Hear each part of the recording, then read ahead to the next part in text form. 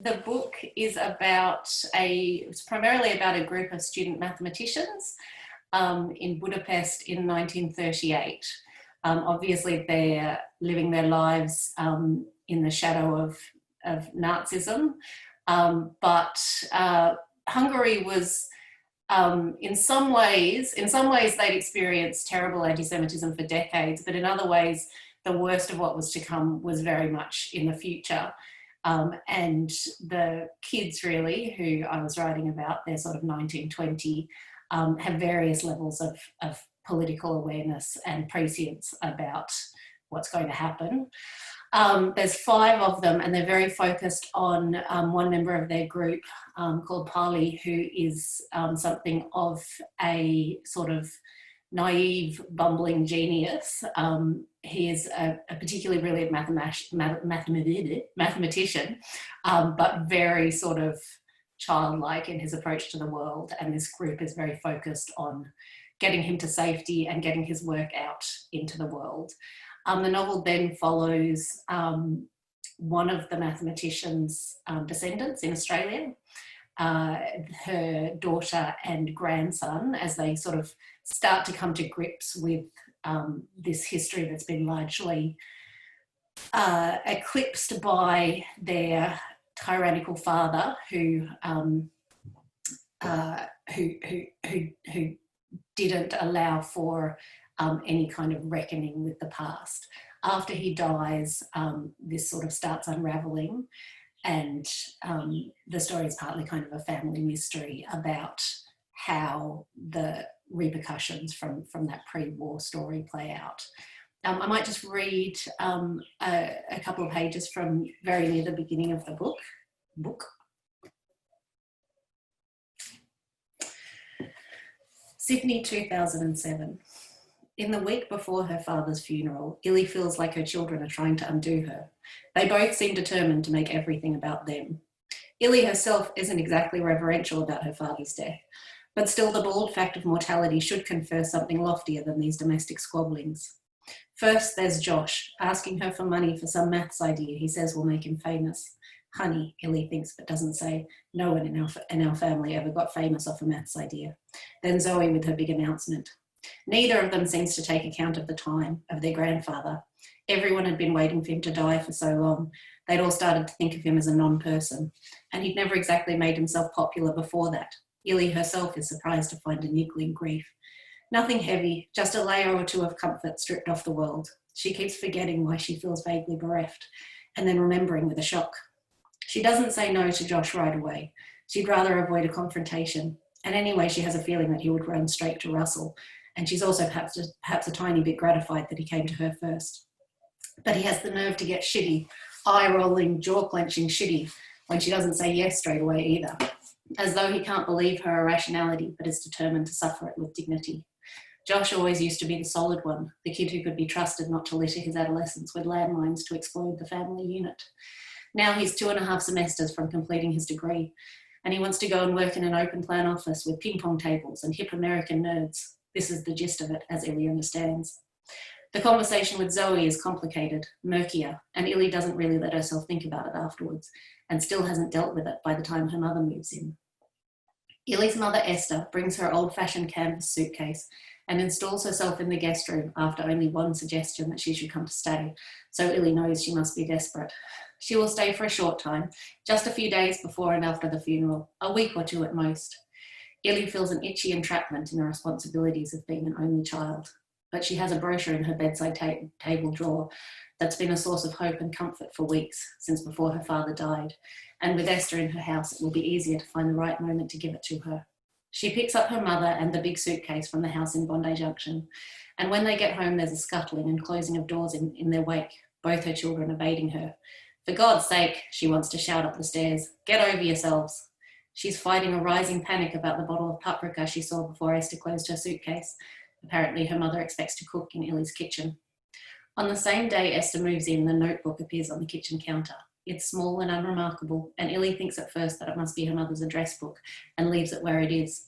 But sometime later that afternoon, the book migrates from the bench to the middle of the kitchen table and announces its presence forcefully and directly. A message for Illy, some offering her mother is trying to signpost. The fact that Esther is supposed to be napping, Illy doesn't even know when she left her bedroom, raises the frequency of the message to a pitch only Illy can hear. She gives in to the notebook's demand, opening the hard brown cover just an inch to peek inside. Handwritten Hungarian, neat forward-sloping writing, not like the cramped arthritic script her mother has now. Esther's name is printed at the top of the first page, some kind of journal. She picks it up and loose pages slip out from the back of the book. When Illy unfolds them, she receives her first inkling that what Esther has given her is something to do with maths. The pages, there are 4 of them, are sprinkled with conglomerations of dots. That's all, big and little constellations like stars in the night sky, some of them joined up to make shapes, random, spiky, meaningless shapes of 4 or 5 sides. The mathsness of it works like a repellent on her nervous system. She wants to drop the book immediately, but she stares at the dots for another minute, hoping that their message might reveal itself without requiring her to wade through what she assumes is some explanatory text in the notebook. She hates having to immerse herself in that other indecipherable language that her mother has tried intermittently throughout her life to force Illy to speak. It's so typical of Esther to leave a message in that hostile language here, in Illy's kitchen, where she has to engage with it. 2 decades ago, Esther did her PhD on abstract geometry. The dots look like they might have something to do with that, although Illy has never really figured out what abstract geometry is. Or they could represent a skin condition, some ugly rash. She refolds the pages, shoves them back in the little book, and puts the book on the kitchen bench among the jumble of bills and household crap that always gathers there.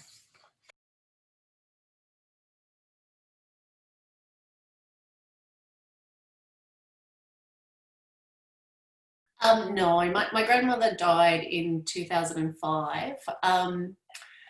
She was a very avid storyteller, and she knew that I was/wanted to be a writer, and she did tell me all these stories. So I sort of like to think that in some way she was passing them on to me.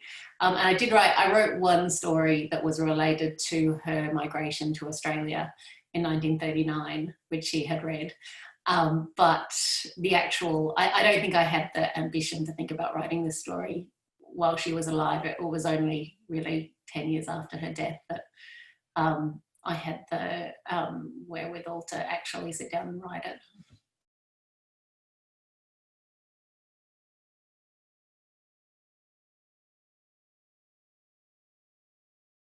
There were things that she spoke about her life in pre-war Hungary that definitely influenced and helped me. She had certain themes, stories and themes that would recur over and over again. One of them was about how she had no idea of what was coming. If you looked back over her biography, it looks very prescient. They left in 1939. They really got out on one of the last boats. But it was just luck, really, and a combination of personal and professional circumstances. And she was very keen for people to know that. And she also talked a lot about how happy that time was. She talked a lot about how normal things seemed, ominous, with a sort of background rumbling of political risk. But she had this very close-knit group of friends who, much like in the book, were very united by a combination of personal factors and maths, many of whom she stayed friends with throughout her life.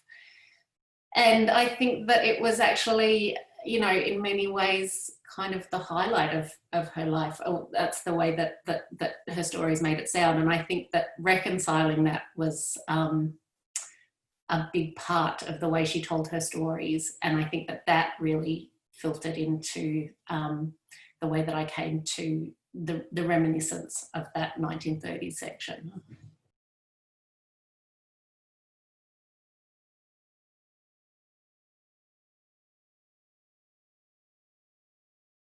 Quite a few, actually. Budapest Jews did quite well in terms of survival rates, and they were in Budapest at that time.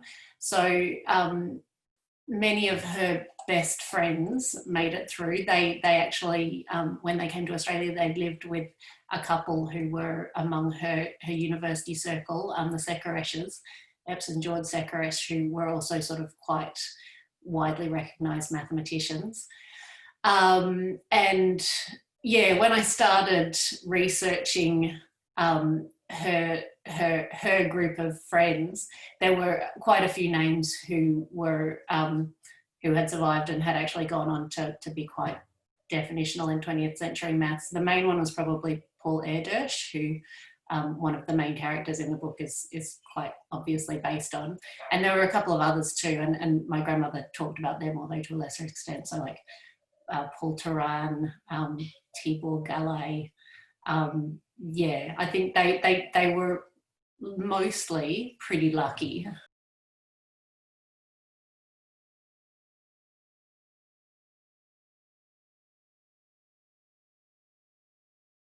No, I'm categorically not a mathematician.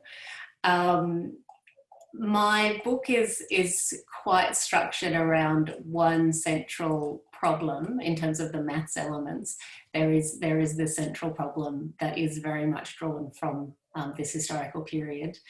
It's actually quite it's definitely famous in maths circles and has even a little bit of cultural relevance beyond it. My grandmother used to talk about it as it's called. It's got this sort of folk name of the happy ending problem.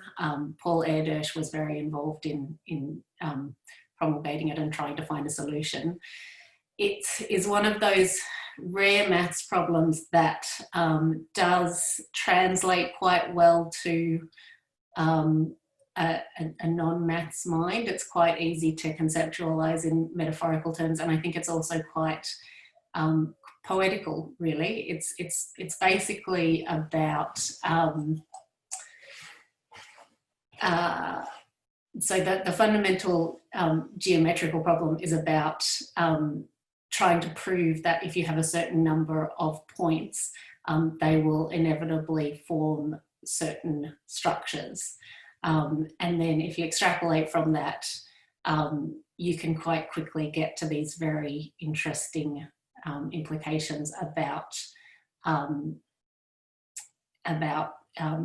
the necessity of order within systems. So if you have a system of anything that's large enough, there will inevitably emerge order. And this was a problem that my grandmother's friend, Ep Sekaresh, came up with the original kind of kernel of in the 30s. And she brought it to this group of friends, of math students, basically. And then there was this kind of sweet story about how these two mathematicians in her acquaintance, Paul Erdős and George Sekaresh, I don't know, my grandmother sort of made it sound like they competed for the solution as a way to win her love, basically. And Epps and George Sekaresh ended up getting married, and Paul Erdős sort of christened the problem the happy ending problem. And this problem, both the maths side of it and also the personal side of it, and the way that those two things intertwined was something that definitely sparked for me. And yeah, so even though I am not a mathematician, I have not got a maths brain. I like to think that I brought something of, their genuine maths related interests into the book.